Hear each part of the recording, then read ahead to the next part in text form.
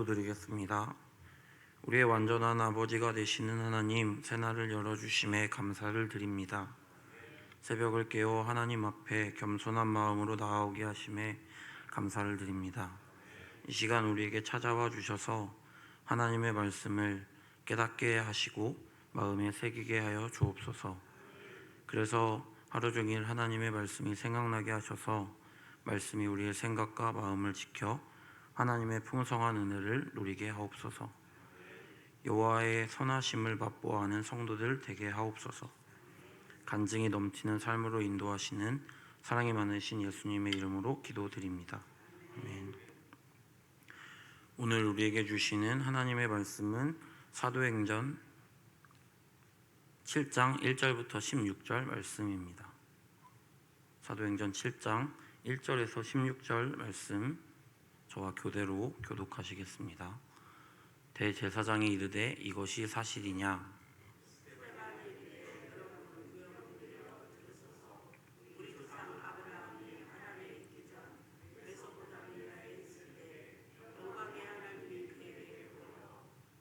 이르시되 내 고향과 친척을 떠나 내가 내게 보일 땅으로 가라 하시니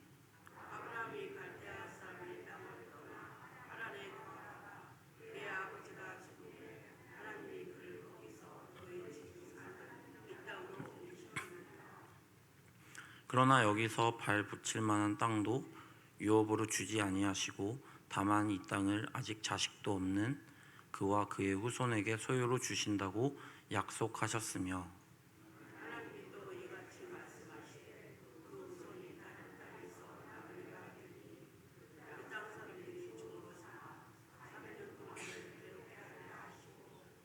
또 이르시되 종 삼는 나라를 내가 심판하리니 그 후에 그들이 나와서 이곳에서 나를 섬기리라 하시고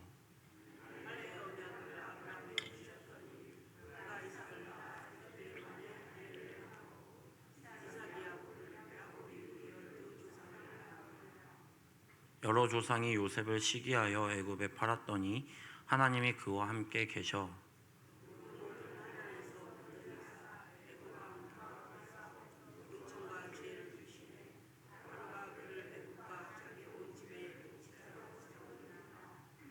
그때 애굽과 가나안 온 땅에 흉년이 들어 큰 환란이 있을새 우리 조상들이 양식이 없는지라.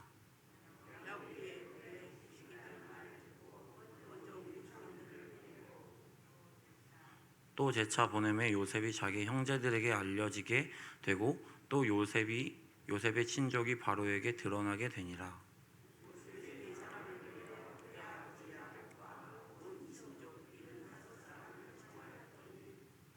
야곱이 애굽으로 내려가 자기와 우리 조상들이 거기서 죽고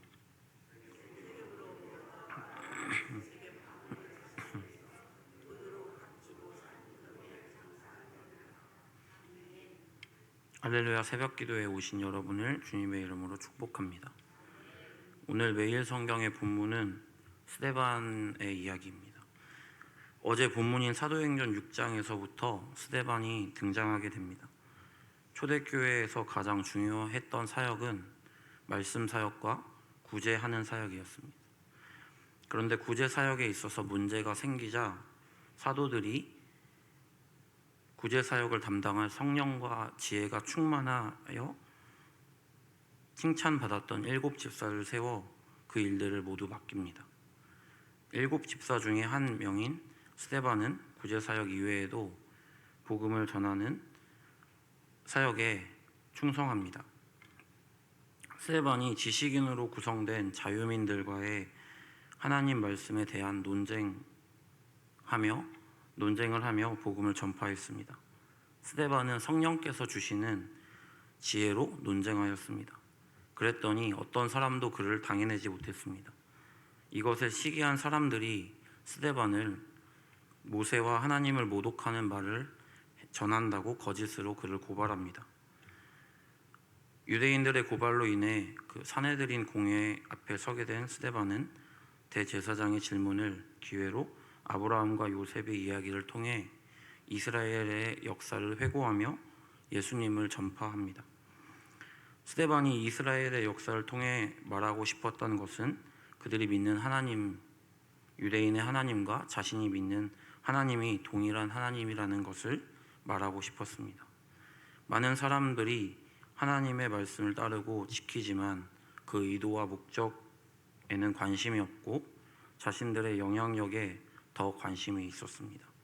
스데반은 성령님께서 주시는 지혜로 그들을 설득하려고 합니다. 우리가 신앙생활을 하다 보면 안정적인 것을 추구하고 따라가게 됩니다. 어떤 변화를 싫어하고 변화가 있었을 때에 그것을 불편해합니다. 그런데 신앙은 자족하는 은혜를 배우고 누리게 하는 것입니다. 그래서 자신의 편함이 아닌 하나님의 영광을 위해 말씀에 의지한 삶을 사는 것입니다. 신앙생활을 오래 하다 보면 하나님의 영광보다는 자신의 편함이 우선이 될 때가 있습니다. 그런 모습이 우리에게 고착화되면 자신의 생각 속에 한계를 정해서 하나님의 사역을, 하나님의 역사를 제한하게 됩니다. 성령의 역사 또는 하나님께서 인도하시는 것임에도 불구하고 그것이 하나님의 역사하심이 아니라고 믿게 됩니다. 그것을 불편해하는 것이죠. 예수님의 말씀을 거부했던 유대인들은 자기들의 욕망이 꽉 차 있었기 때문에 하나님의 복음을 거부합니다. 하나님의 말씀을 사모하는 마음으로 그것을 받아들이는 것이 아니라 하나님의 말씀을 이용하는 것입니다. 하나님은 신실하십니다. 신앙생활을 하는 우리가 하나님을 제한하지 않고 하나님의 인도하심과 축복을 경험해야 합니다. 그러기 위해서는 어떤 말씀이든 잘 들어야 합니다. 지나가는 말도 잘 들어야 합니다. 자신의 가치관과 다른 이야기를 해도 잘 들어야 합니다. 그것이 하나님의 인도하심일 수 있습니다. 지나가는 말도 귀담아 듣고 하나님께 여쭤보는 연습을 하셔야 합니다. 하나님께서는 우리의 예배를 통해서만 말씀하시는 것이 아니라 자연을 통해서도, 그리고 사람들과의 관계 안에서도, 성공과 실패의 삶을 통해서도 우리에게 말씀하시고 깨닫게 하십니다. 성령의 깨닫게 하심에 자신의 한계로 하나님을 제한하기보다 인도하심을 따라가 자기 중심적인 신앙생활이 아닌 하나님 중심의 신앙생활을 하시기를 축복합니다. 본문으로 돌아가 1절 말씀입니다. 대제사장이 이르되 이것이 사실이냐?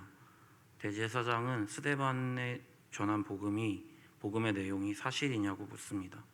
스데반은 기회다 생각하고 자신들의 조상 아브라함에 대해 이야기합니다. 2절부터 5절 말씀입니다. 스데반이 이르되 여러분 부형들이여 들으소서. 우리 조상 아브라함이 하란에 있기 전 메소보다미아에 있을 때에 영광의 하나님이 그에게 보여 이르시되 내 고향과 친척을 떠나 내가 내게 보일 땅으로 가라 하시니 아브라함이 갈대아 사람의 땅을 떠나 하란에 거하다가 그의 아버지가 죽음에 하나님이 그를 거기서 너희 지금 사는 이 땅으로 옮기셨느니라. 그러나 여기서 발 붙일 만한 땅도 유업으로 주지 아니하시고 다만 이 땅을 아직 자식도 없는 그와 그의 후손에게 소유로 주신다고 약속하셨으며 하나님께서 아브라함에게 본토 친척 아비집을 떠나라고 말씀하십니다. 아브라함은 자신의 모든 편함과 안락한 생활을 버리고 하나님께서 말씀하셨던 지역으로 떠납니다. 하나님께서 아브라함에게 자식을 주겠다, 땅을 주겠다 약속하셨지만 기다리는 시간이 굉장히 오래 걸렸습니다. 하나님은 아브라함과 언약을 체결하셨음에도 불구하고 아브라함이 살아있을 때에는 발을 붙일 만한 땅의 유업을 주지 않으셨습니다. 6절 7절입니다. 하나님이 또 이같이 말씀하시되 그 후손이 다른 땅에서 나그네가 되리니 그 땅 사람들이 종으로 삼아 400년 동안을 괴롭게 하리라 하시고 또 이르시되 종 삼는 나라를 내가 심판하리니 그 후에 그들이 나와서 이곳에서 나를 섬기리라 하시고 하나님께서 아브라함에게 이렇게 말씀하셨습니다. 아브라함의 후손이 다른 땅에서 나그네가 될 것이고 400년 동안 종노릇 할 것을 이야기합니다. 그리고 하나님께서 그것들을 이루어 가셨습니다. 하나님께서는 예언하시고 하신 말씀을 성취하시는 분이십니다. 지금도 우리의 삶 가운데 하나님의 말씀을 성취해 가십니다.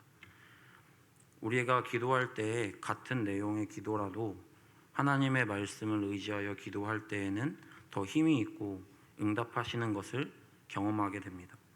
왜냐하면 하나님은 자신이 말씀하시는 것은 반드시 이루시는 분이시기 때문입니다. 마음에 간절한 기도 제목이 있으실 때 떼쓰고 금식하며 하나님 앞에 땡깡을 부리기보다는 말씀을 의지하여 간구하는 기도를 하시기를 축복합니다. 그러면 하나님께서 말씀을 성취하시는 분이시기 때문에 우리의 기도를 들으시고 그 말씀에 그 기도에 응답하실 것입니다. 8절입니다. 할례의 언약을 아브라함에게 주셨더니 그가 이삭을 낳아 8해 만에 할례를 행하고 이삭이 야곱이 우리 12조상을 낳으니라. 할례의 언약을 아브라함에게 주셨더니를 쉬운 성경으로 읽으면 그리고 하나님께서는 아브라함에게 언약의 표시로 할례를 받게 하셨습니다. 하나님께서는 아브라함과 약속하셨습니다. 그 약속에 대한 계약서 같은 것이 할례입니다. 이스라엘 사람들은 대대로 난 지 8일 만에 할례를 받습니다.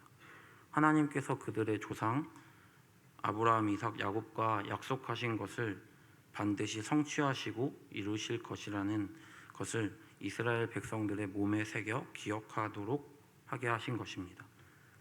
하나님께서 우리에게 말씀을 주신 이유도 동일합니다. 하나님께서 반드시 그것을 믿는 자들에게 축복하실 것이니 그 계약서를 붙들고 기도하고 인내하라는 것입니다. 우리는 믿음으로 아브라함의 자손이 되는 은혜를 입었습니다. 하나님께서 아브라함과 하셨던 약속에 대한 성취를 우리가 믿음으로 간구하고 인내하고 주실 것을 믿음으로 나아갈 때 동일하게 성취하시는 것을 경험할 것입니다. 9절부터 16절 말씀은 요셉에 대한 이야기를 합니다. 9절입니다. 여러 조상이 요셉을 시기하여 애굽에 팔았더니 하나님이 그와 함께 계셔. 스데반은 요셉의 이야기를 통해서도 백성들이 예수님을 팔아버렸고 하나님께서 그를 온 세상의 백성을 구원하시는 그리스도로 세우심을 이야기합니다. 요셉은 노예 신분으로 애굽에 팔려갔습니다. 그런데 하나님께서 그와 함께 계셨습니다. 그랬더니 하나님께서 요셉을 총리로 세워주셨습니다. 10절 말씀입니다. 그 모든 환난에서 건져내사 애굽 왕 바로 앞에서 은총과 지혜를 주심에 바로가 그를 애굽과 자기 온 집의 통치자로 세웠느니라. 하나님께서는 요셉에게 특별한 은혜를 주셨습니다. 많은 고난이 있었지만 그것은 그를 다듬으시고 훈련시키시는 용도였습니다. 연단의 시간이 있었지만 하나님께서는 그것을 통해 그를 다듬으셨고 연단시키셨고 애굽의 총리로 세워주셨습니다. 담임 목사님께서 말씀하셨던 것처럼 위기는 선물입니다.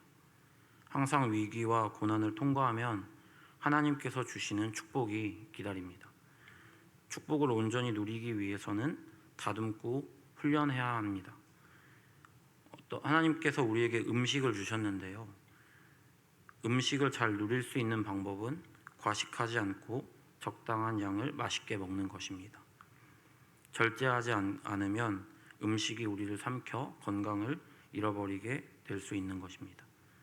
우리에게 고난은 참으로 받아들이기 어려운 숙제이지만 고난 뒤에 더 큰 것을 누리게 하시는 은혜를 기억한다면 고난의 상황에 감사하실 수 있습니다. 로마서 5장 3절 4절 말씀인데요. 다만 이뿐 아니라 우리가 환난 중에도 즐거워하나니 이는 환난은 인내를, 인내는 연단을 소망을 이루는 줄 알미로다. 고난이 시작될 때 하나님께 감사하는 습관을 기르셨으면 좋겠습니다. 왜냐하면 고난의 끝에는 하나님께서 우리에게 누리게 하시는 은혜가 있기 때문입니다. 11절 말씀, 그때 애굽과 가나안 온 땅에 흉년이 들어 큰 환난이 있을새 우리 조상들이 양식이 없는지라. 온 땅에 흉년이 들었습니다. 하나님께서 요셉을 통해 7년의 풍년 위해 곡식을 저장하게 하셨습니다. 그리고 7년의 흉년 시간에 온 땅의 사람들이 곡식을 사러 애굽으로 찾아옵니다. 12절 야곱이 애굽에 곡식이 있다는 말을 듣고 먼저 우리 조상들을 보내고 야곱도 애굽에 곡식이 있다는 소식을 듣습니다. 그래서 야곱이 그 자식들을 보내어 양식을 사올 수 있도록 합니다. 거기서 요셉이 자기에게 나온 형들을 알아보고 그 형들과 교제하게 됩니다. 13절 또 재차 보냄에 요셉이 자기 형제들에게 알려지게 되고 또 요셉의 친족이 바로에게 드러나게 되니라. 14절 요셉이 사람을 보내어 그의 아버지 야곱과 온 친족 75사람을 청하였더니 요셉이 다시 온 형들을 통해 자신을 밝힙니다.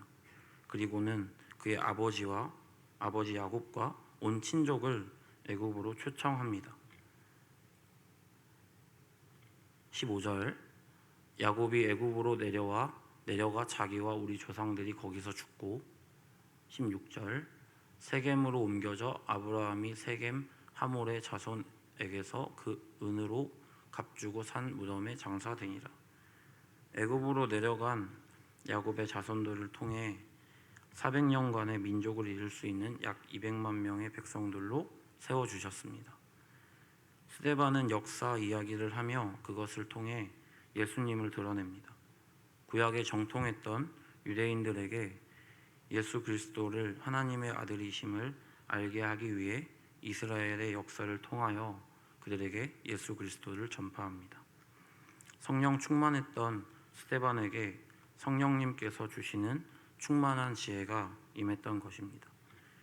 우리가 누군가에게 복음을 전할 때 성령님께서 역사하십니다. 우리의 지식과 지혜에는 한계가 있지만 성령님께서는 지혜와 능력을 더하실 때 성령님의 도우시는 역사하심을 경험하게 됩니다.